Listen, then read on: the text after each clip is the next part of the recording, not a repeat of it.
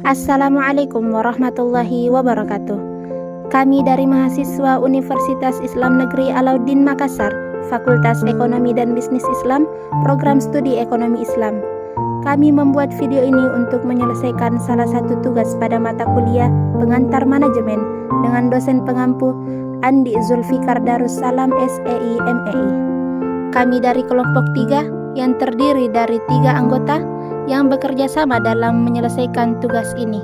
Saya pribadi atas nama Nur Hadiatul Husna dengan NIM 90-100-121-047. Yang kedua, Arif Akram Anugrah dengan NIM 90-100-121-057. Dan yang terakhir, Raihan Ikram Wahyudi dengan NIM 90-100-121-041.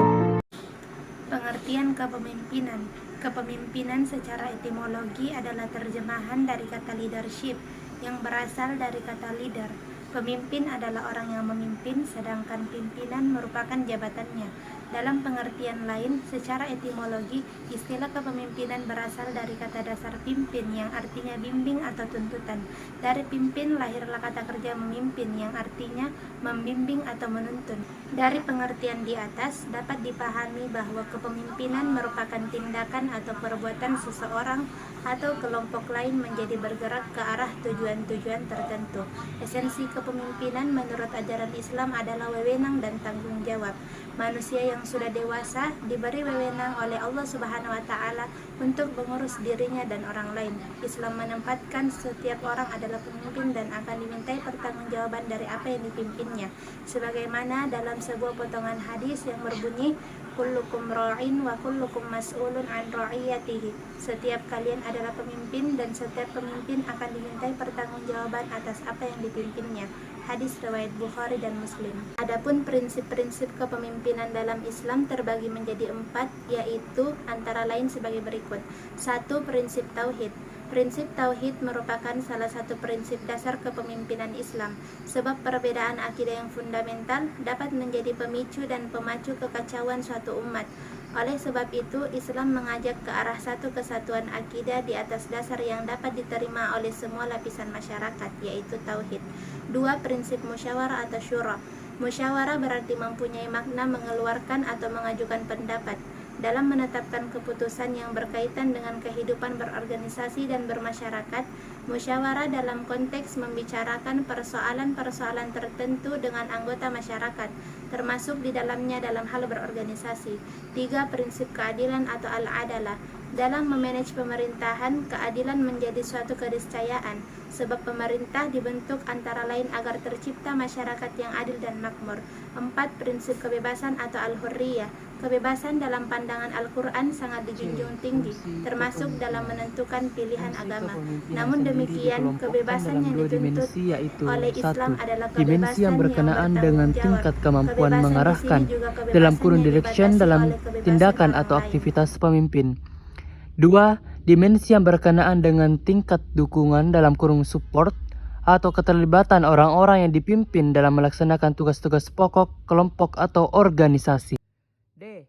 Kepribadian pemimpin dalam Islam. Kepribadian pemimpin dalam Islam yang dicontohkan oleh Rasulullah SAW adalah 9, yaitu sebagai berikut. Pertama, Siddiq. Siddiq merupakan salah satu sifat utama Rasulullah SAW. Yang kedua, amanah. Amanah adalah salah satu sifat Rasulullah SAW yang utama. Ketiga, fatanah. Fatanah juga merupakan sifat Rasulullah SAW yang utama. Keempat, khalifah. Kata khalifah mempunyai banyak arti tergantung konteks pemakaiannya. Kelima, mujahid. Mujahid adalah orang yang melakukan ijtihad, yaitu melakukan pengalaman pemikiran untuk memecahkan suatu masalah. Yang keenam, istiqomah. Istiqomah dalam kurung konsisten merupakan salah satu sikap penting yang juga dicontohkan oleh Rasulullah SAW. Ketujuh, iffah.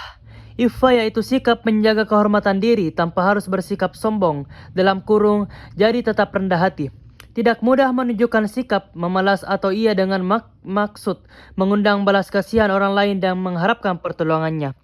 Kedelapan, Sahiyun dalam kurung dermawan adalah sikap peduli, empati, dan merasa terpanggil untuk menolong sesama manusia yang sedang terbelenggu oleh kemiskinan, kebodohan, kezaliman, dan penyakit, dan kemerdekaan sebagian dari harta yang dimiliki atas dasar keikhlasan dan mengharapkan ridho Allah Subhanahu wa Ta'ala.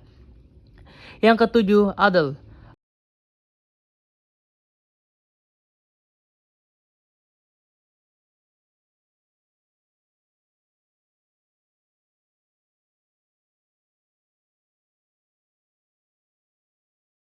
Peningkatan kualitas kepemimpinan.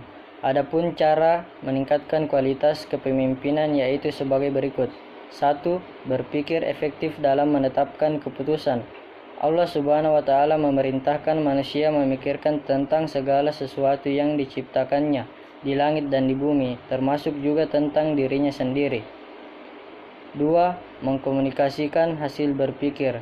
Hasil berpikir seseorang pemimpin tidak ada artinya dalam usaha memotivasi dan menggerakkan jamaah atau anggota suatu organisasi jika tidak dikomunikasikan secara efektif.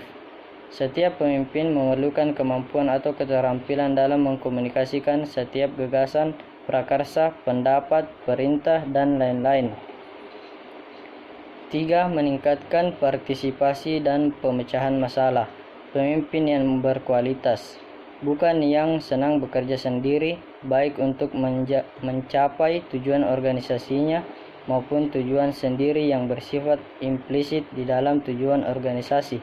Kesimpulan.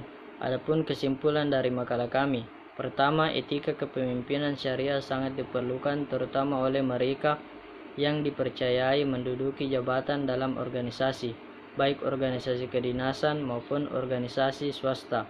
Kedua, prinsip-prinsip kepemimpinan dalam Islam terbagi menjadi 4 bagian, yaitu prinsip tauhid, prinsip musyawarah atau syuro, prinsip keadilan atau adalah, dan prinsip